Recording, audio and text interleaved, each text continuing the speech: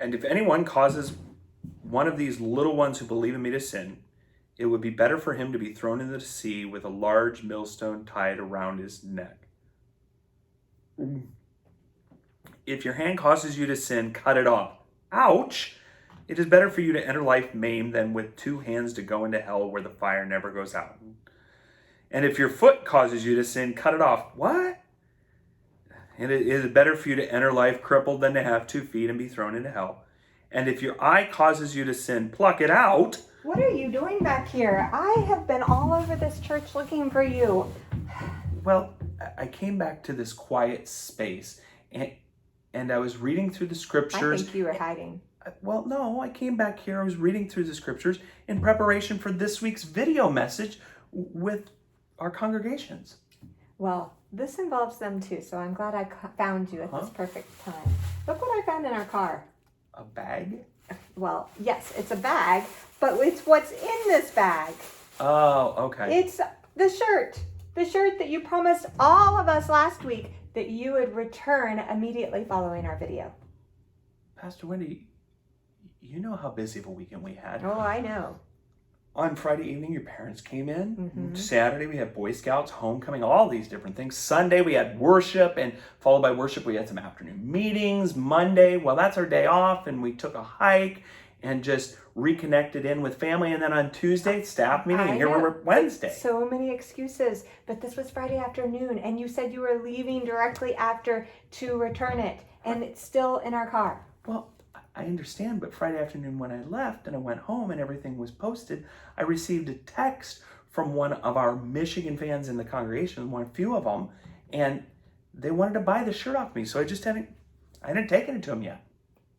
Well, it's lots of excuses, but we're going to have less and less mercy from our congregation the longer that we have this in our possession. So you need to get it to the person. Okay, I'll do it in a second. Let me read this week's passage, and then once we're done with this message, I'll go do it.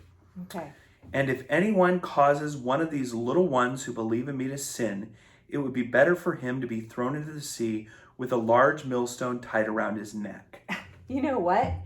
I think actually this is the perfect shirt for our video series this week. Okay, stop. I am completely at a loss for words at this point.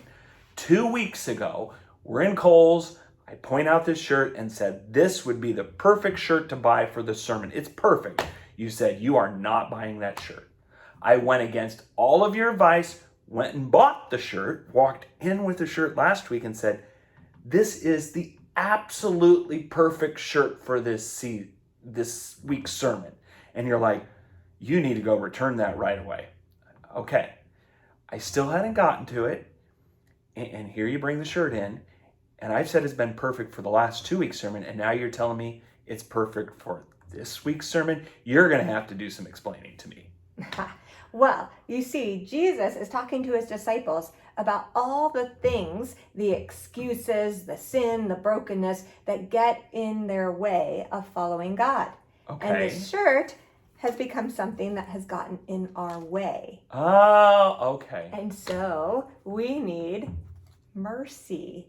Well, yeah, we need mercy. And here's the thing is, I probably should make sure I get that shirt to the appropriate person this week, because if I don't, it's going to start getting in the way of our congregants, our congregation members, being able to hear me proclaim Christ's love and share that message with other people, especially our Ohio fans. Mm-hmm. So